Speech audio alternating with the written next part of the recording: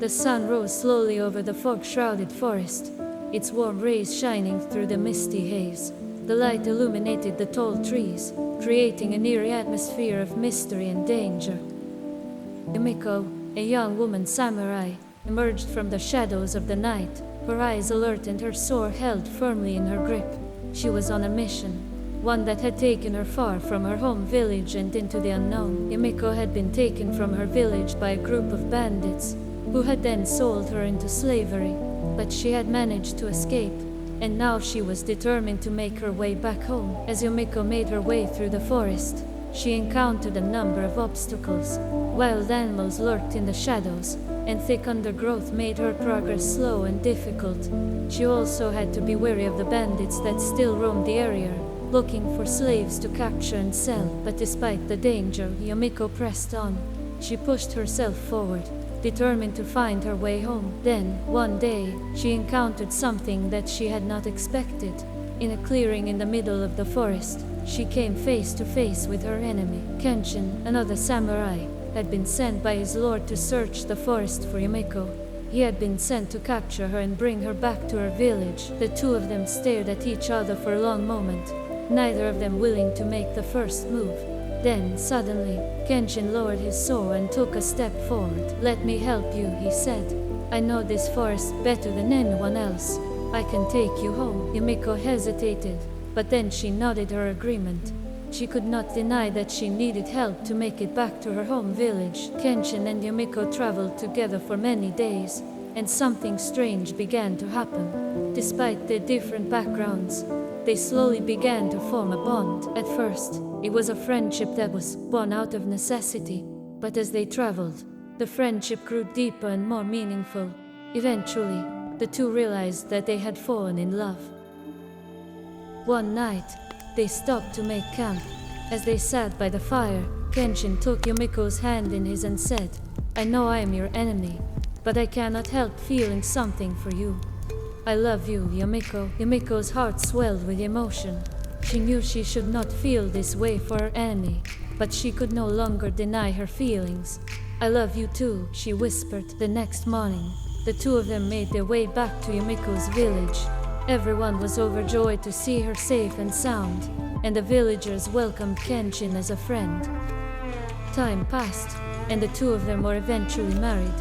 They lived happily in Yomiko's village, and their love only grew deeper with each passing day. Yomiko had faced many dangers on her journey, but in the end, she had found her way back home.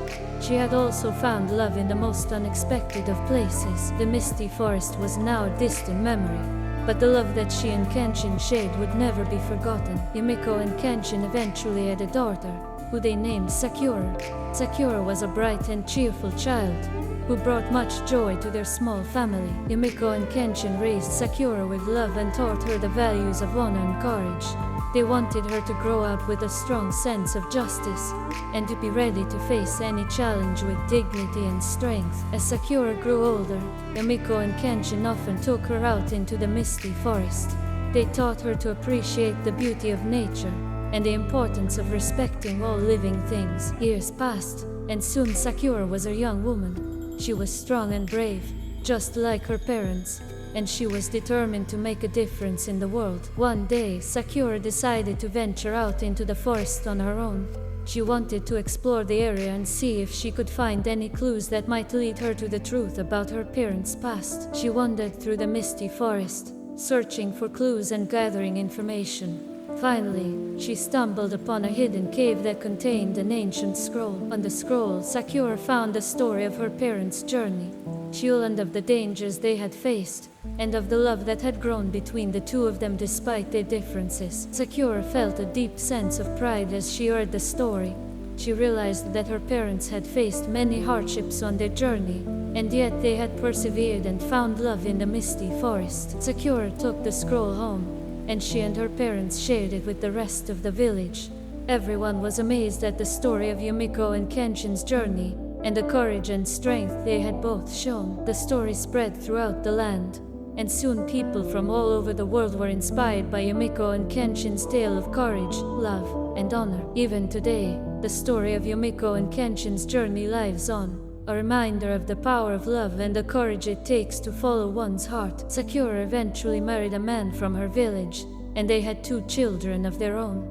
Yomiko and Kenshin were overjoyed to see their grandchildren growing up in the same village where they had first met. Yomiko and Kenshin lived a long and happy life together.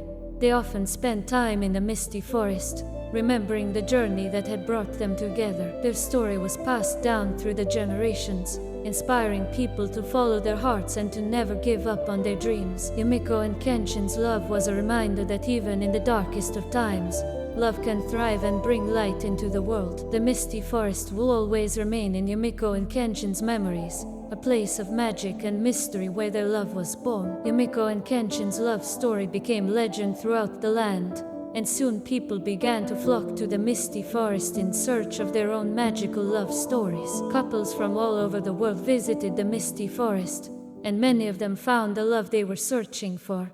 Some even chose to get married in the forest, believing it was a place of special power. The forest became a place of hope, a reminder that even in the darkest of times, love can thrive and bring light into the world. Yomiko and Kenshin's love story will live on for generations to come, a reminder that true love can be found in even the most unexpected of places. Yomiko and Kenshin eventually passed away, but their legacy lives on. They are remembered by all the people who visit the misty forest, and by all those who have found love in unexpected places. Their story will always be a reminder of the power of love, and the courage and strength it takes to follow one's heart. Yomiko and Kenshin will be forever remembered as an example of what can be achieved when 2 people come together and follow their dreams. For many years, Yomiko and Kenshin's descendants continued to visit the misty forest, and they kept the story of their ancestors alive. The misty forest was a place of solace and peace, where people could come to find hope and courage.